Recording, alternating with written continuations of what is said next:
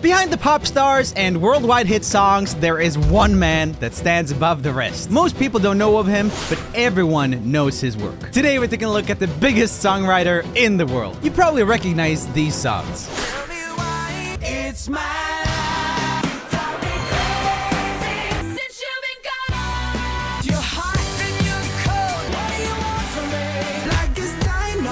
I mean,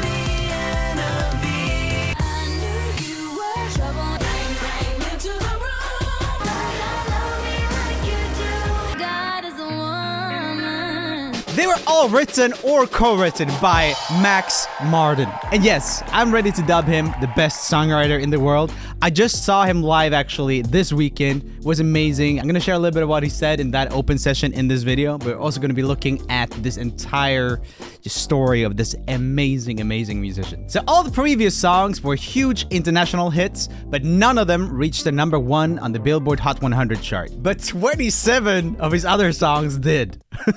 27! In 2024, he also claimed the top spot for the most #1 producer credits. Crazy. So we have George Martin and Dr. Luke as well. Today, we will explore Max Martin's career through the 27 #1 songs he wrote. This is his first #1.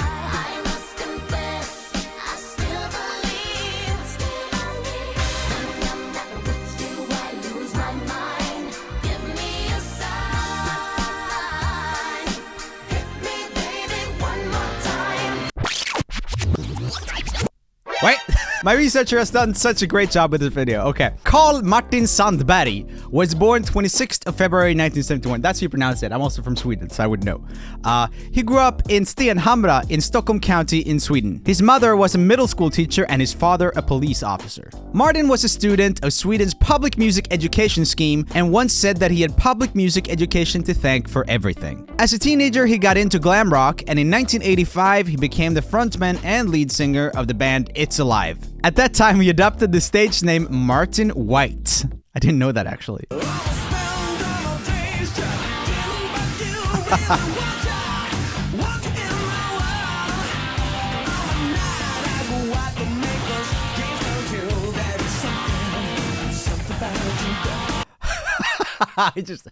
I just love the nip out here. And that's when I saw him this weekend, he did not give me nipples out vibe, but that's so funny. But Martin Sandberg had a terrible secret when he couldn't share with the rest of the band. He loved pop music. I couldn't admit to my friends that I liked it, he said. In 1993, his band It's Alive got signed by Cheiron Records. Their album flopped and they got dropped, but the owner Dennis Pop, successful DJ, and also legendary songwriter by the way, saw potential in Max Martin and invited him to hang around Cheiron Studios to learn. I spent 2 years, day and night, in that studio trying to learn what the hell was going on, he later recalled.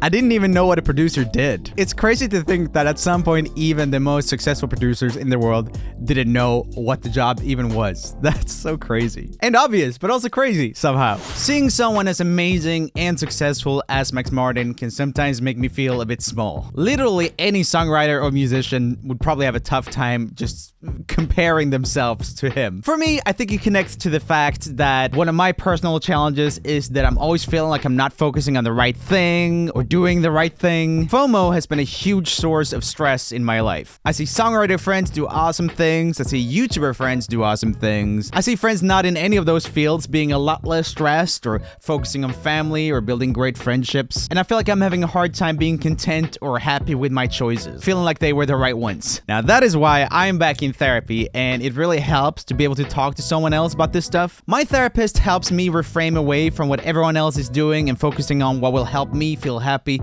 on a day-to-day basis and long-term. Even though it's definitely a work in progress and I still sometimes struggle with this stuff, if you want to get started dealing with your FOMO or stress or anything else about your mental health, consider using today's sponsor, BetterHelp. They connect you to a licensed therapist who is trained to listen to you and give you helpful advice. You can talk via phone call, video chat, or messaging, whatever feels the easiest or most helpful to you. In the past, I often had trouble finding a therapist when I needed it, but BetterHelp usually has you matched with one within 24 hours. Visit betterhelp.com/RoomieOfficial or choose RoomieOfficial during sign up to get a special discount on your first month. Thanks to BetterHelp for sponsoring, and now back to the video. Dennis Pop came out with the pseudonym Max Martin, and together they wrote and produced several successful songs songs in the 90s. Ah.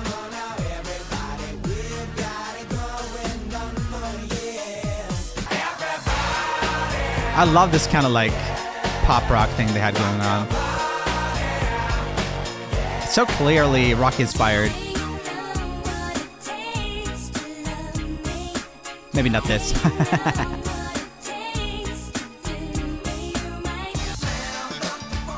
Oh. Actually didn't know this was him.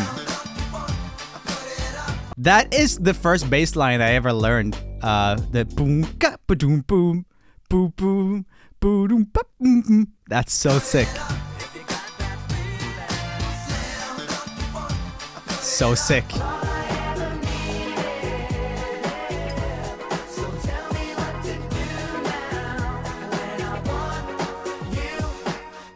Throughout this video, I'm also going to read out some of the notes that I got from the seminar this weekend that he held up in Stockholm. These are some things that I think are applicable to pretty much any field, even if you're a songwriter or if you're not. He said there's a lot of talk of his math or like melodic math, but the way math is relevant to him is spending extreme time on music. Instead of partying or whatever, he would just kind of work on his stuff. He told a story of being in this rehearsal space as a kid and, you know, his friends being like, oh, you know, let's go party and whatever, let's go out to grab a beer or whatever. And he would in his mind think like, yeah, you do that, I do this, and like stay and work on his music.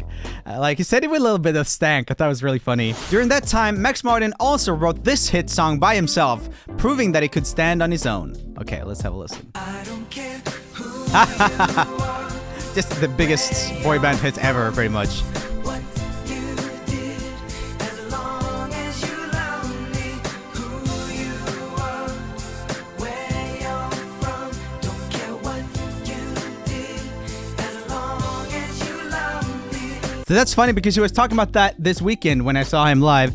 And he said that he used to sit on the subway by himself on the way to the studio and just music would pop into his head, like melodies and stuff. And he had this entire song in his head, but he had forgotten his dictaphone that he was using. Nowadays, I think he uses a phone if he comes up with anything like that. But anyway, when he wrote this, he didn't have it. So he just ran into the studio like, does anyone have a recorder?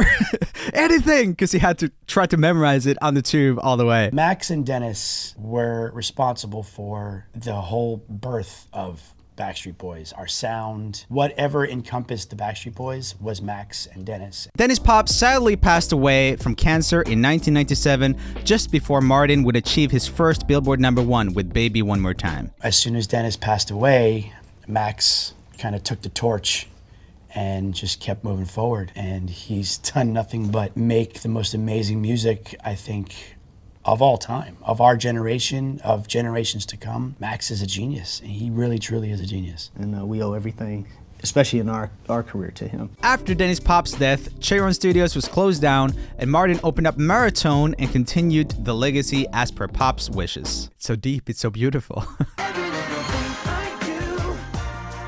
Okay, second #1 single. Still a classic, people bring it up every May.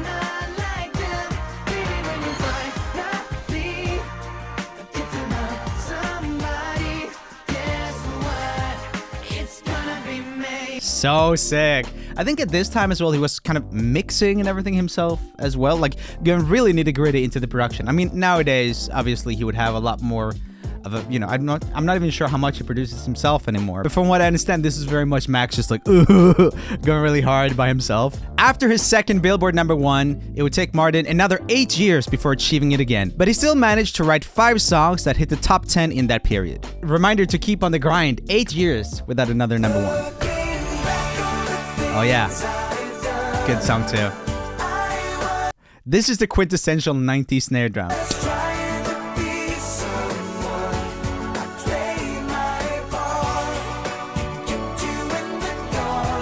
Another thing Max said at the seminar this weekend was that nothing beats the feeling in the room when a song is done and everyone is happy. That matters way more than chart performance or whatever. That's just icing on the cake. But nothing beats that moment when the song is done and you're like, yes. First thing I learned about Max as a singer was this thing. This freaking He hit his hand. This hand, like there was a certain rhythm that you had that Max heard. Yeah, I can totally see that. Did you hear that? The keep do it. It's like super slow. That like.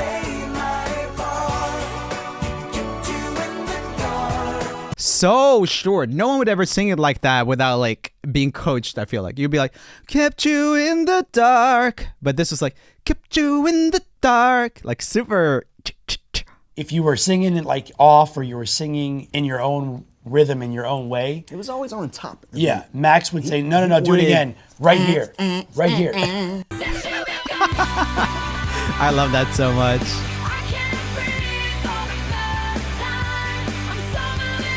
Okay, so this is number 2.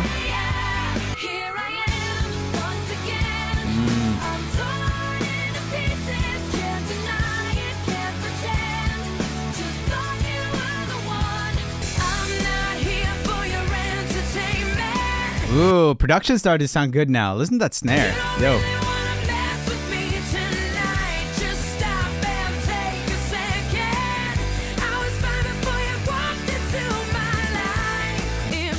I mean, it always sounded good, but that had like more of a modern snap to it. These are great. So basically, it made a lot of Pink's career too. On July 5th, 2008, Max Martin finally achieved his 3rd #1 song. Oh, okay.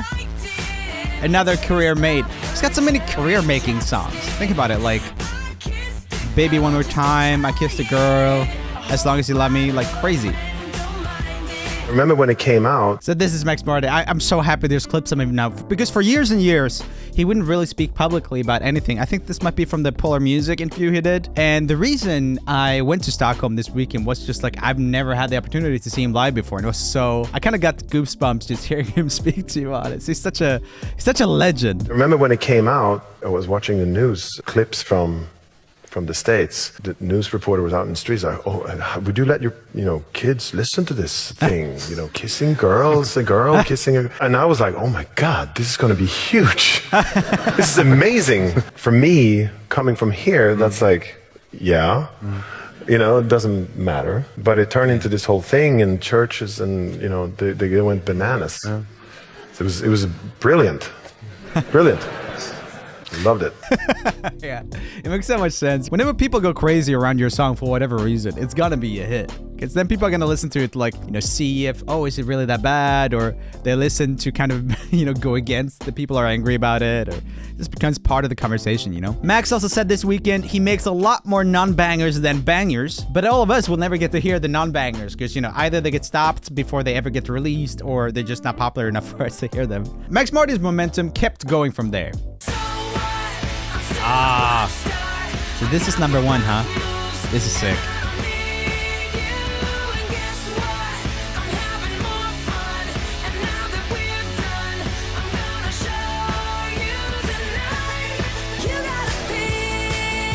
Oh wow. This is such an anthem.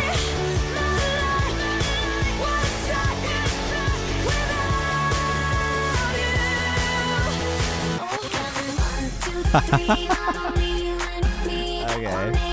I didn't know he wrote this. Kind of doesn't sound too much like him. Max Martin's secret to write a hit song, #1. The first few seconds matter. Okay, I wasn't aware of this. Let's see what he says. You and Dennis Pop talked about this, that the song should be, you should be able to recognize after 1 or 2 seconds. Right. We had this philosophy of, because he came from the DJ world, and to keep people on the floor when you changed the song, it couldn't be like, what's this? It had to be something, he liked playing songs where they knew exactly what it was, just from the very start, So that came from that, so it needed to be some kind of ID thing in the beginning. So people on the dance floor doesn't have to hesitate. I know this song. Exactly. So they stay. That was the whole thing. Yeah, that's so interesting. It might be a little bit less like that now, because I also feel like people cut into the songs more when the DJ, like the whole DJ thing has become a lot more like involved. But I mean, certainly at that time as well, and even now. I mean, DJing is huge, so maybe it hasn't changed. Okay, #1, #7. Love this. I feel like this album really got me into pop music. It's just so fun.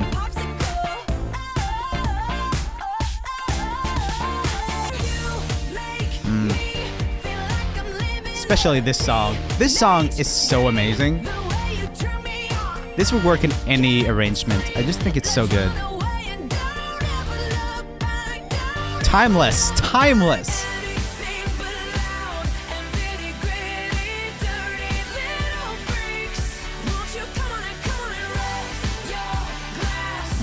Great.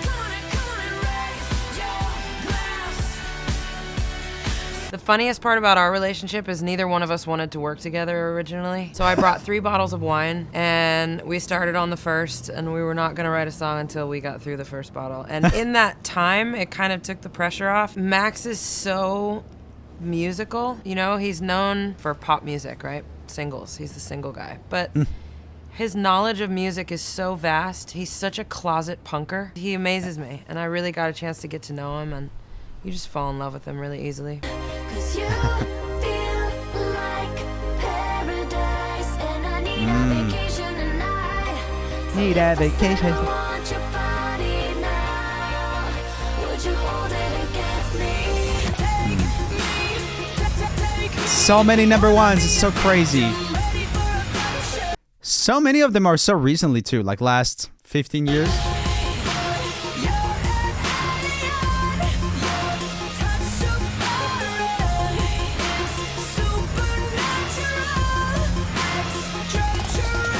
Such a good production. Also iconic. Oh yeah, Rebecca Black is in this. Yeah. These songs are just so playable. I love this era of pop music, like the early 2010s.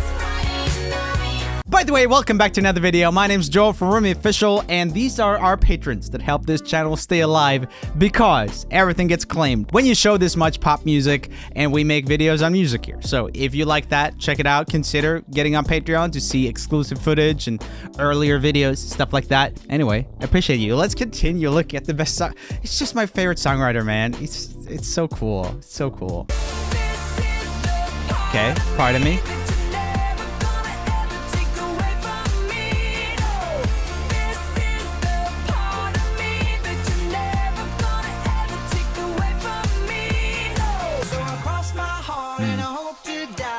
This is such an iconic production too. Let me ask you in the comments, are you guys hearing anything specific about the melodies or anything that makes you think this must be Max Martin when you hear them? I wish I could perfectly identify it, but I do think that nowadays he's so influential that so many people just love him as much as I do, to the point, especially songwriters, to the point where there's more stuff that sounds like Max Martin now than ever. But still, especially at this time, I think just his type of melodies and just how clean and minimalistic and clever it is, nothing could come close. Not to say that it's necessarily the only way to write music, because it isn't. But he's the best at his thing, you know? He's the most obsessed with music, and that's it. Like, there's no other thing that's in the room with you. Like, there are no politics, and there's no money, and there's no anything other than, like, he just loves to make music. He's just one of my favorite people I've ever worked with in my life. Okay, so Max talked about this weekend as well, and I thought it was super fascinating. He's so honest. He's very Swedish in that way. I also get the entire feeling that, like, there's no politics, and, you know, he's just trying to make the best song possible. And he also said that it hasn't been great for the people in his life a lot of the time, and I love that sort of honesty. Like, he said he's been a bad brother. He said he's been a bad friend. Like, throughout his career, he's really always put the music first. And while that might not be the healthiest thing, or maybe the best thing if you can avoid it, it really speaks to just how persistent and how hyper-focused he is at this music thing. It's probably not the only way to be astronomically successful, but if you look at the people who are like crazy successful in their fields, you probably find a lot of people like that kind of are willing to sacrifice anything and everything to make it work.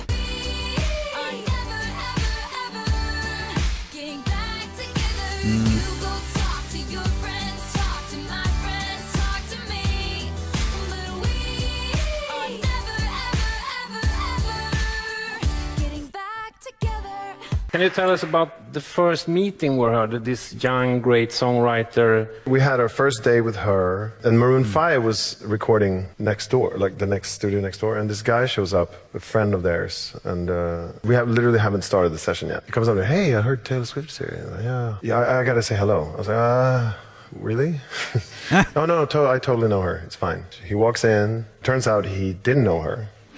So that was really weird, and I was sweating. He started talking about, some ex-boyfriend that it was really messy. And he leaves, and I apologize. Like, oh, I'm so sorry. And she was super cool, and no problem at all. And then I asked, like, so what was it about? Well, and she told me the story about this guy she was dating, and then she said, well, one thing's for sure, we're never, ever getting back together. And I was like, that's pretty harsh to say that. And we're laughing about it. That sounds like a song title, And I was so mad at this guy, and that turned into eternal love for the guy who came in and like ruined our session. I was like, thank you. So I love that guy. Oh, he's so amazing. I want to hang out with that man. Oh my God.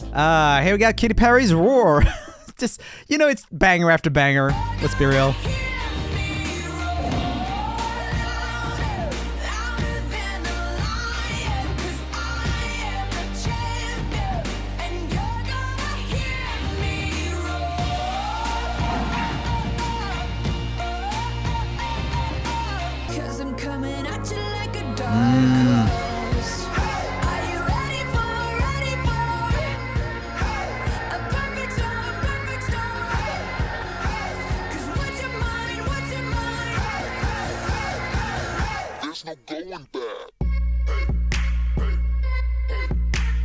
It feels crazy to watch these one after another. You know what I mean? It's the same person is behind all of them, and you see all these different faces, obviously, these different pop stars who are amazing in their own right.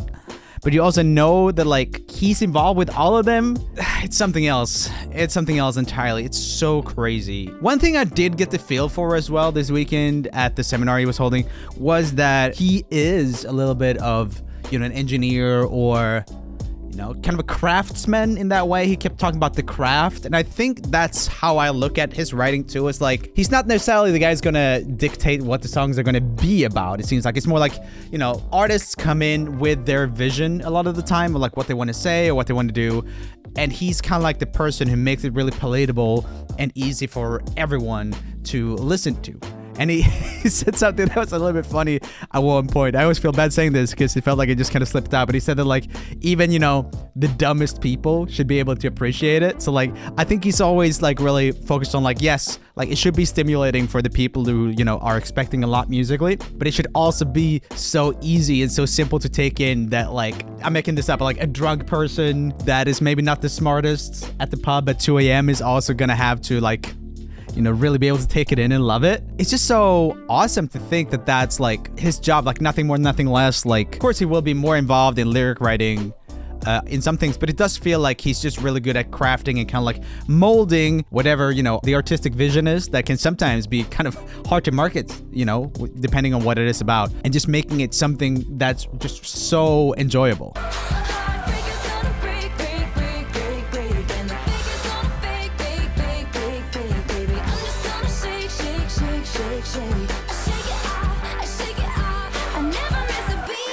Okay, here we have Max Martin's secrets to write the hit song number 2, The Sound of the Melody. Even today when we write and we sing a melody, we have this like fake English. Rise in the crowd, it's like means nothing. But you kind of know what you want it to sound like lyrically, and this is the worst thing. If someone comes in and wants to write lyrics to that, and we're like, no, could you come up with something amazing, poetic, that sounds like...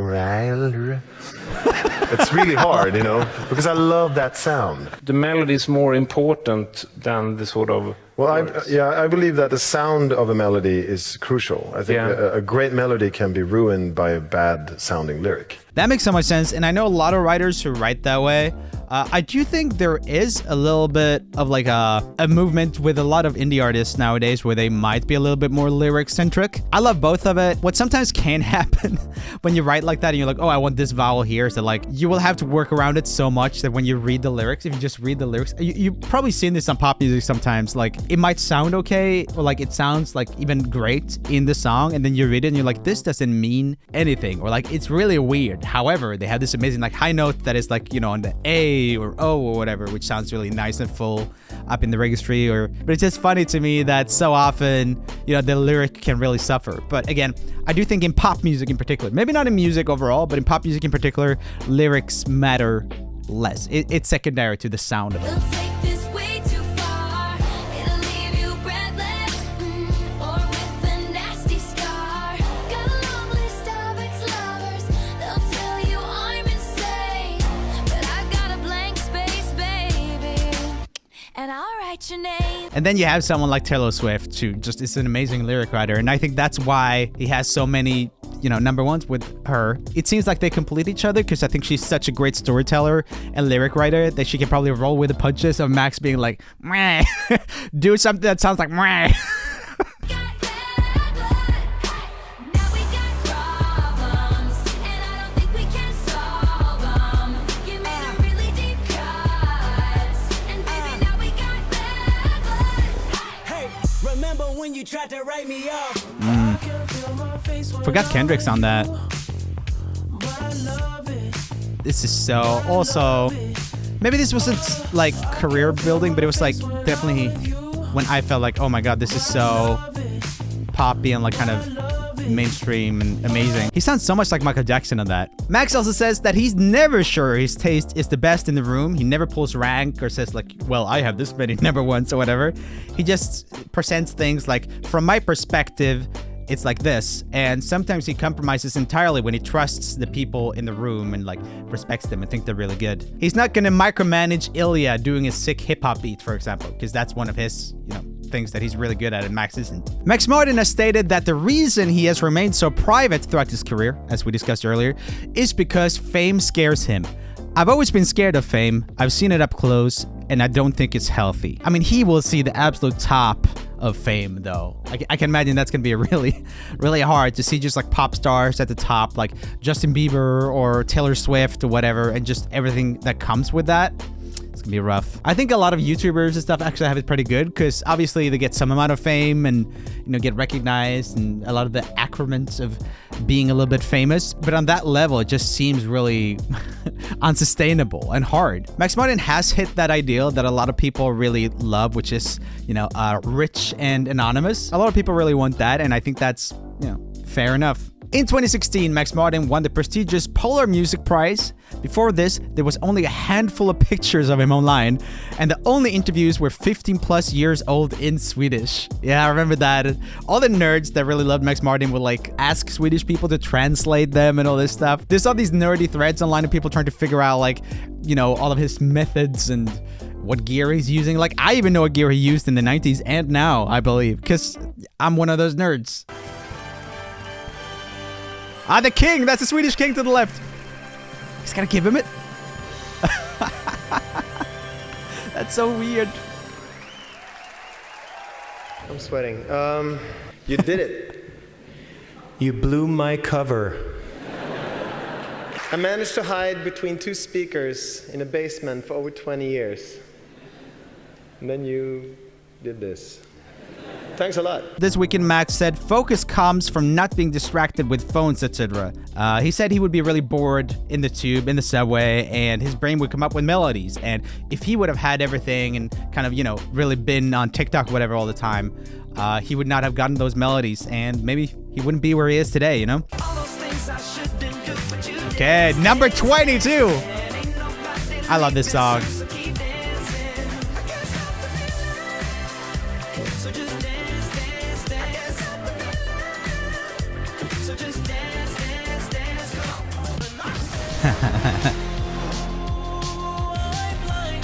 Again, it's just like the biggest song of all time, or has anything overtaken it? I think this is the most played on Spotify, right? We made a video on that. It's here somewhere. If it's not number one, it's number two. By several metrics, Blinding Lights is the most successful pop song in history. Okay, here we go. Longest charting song ever on Billboard Hot 100, 90 weeks. For those of you who know math, that's almost 2 years. Pretty close. Most played song on Spotify. First to surpass 4 billion streams. For a long time, it was Shape of You. That was number one by Ed Sheeran. Named number one song of all time by Billboard in 2021. Easy choice.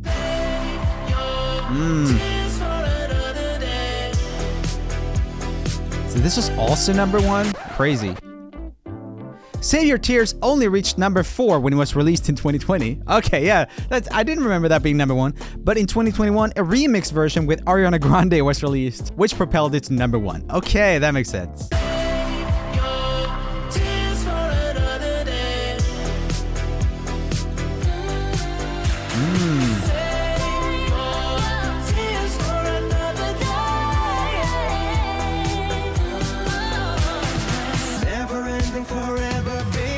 Oh yeah, that was a crazy collab.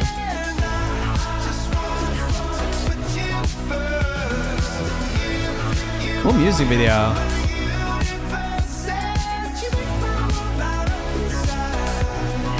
Max Martin's secret to write the hit song number 3, Keep It Simple. The trick is to write something simple that's still interesting.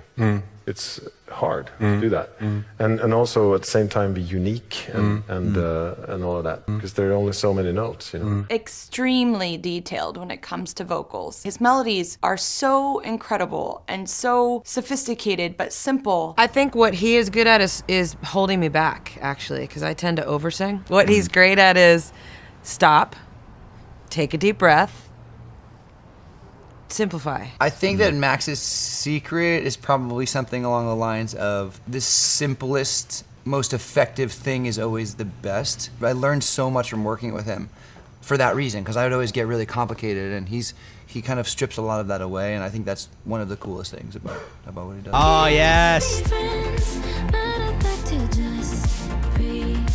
crazy. I was surprised Problem wasn't number 1. I was wondering why we didn't see Ariana before.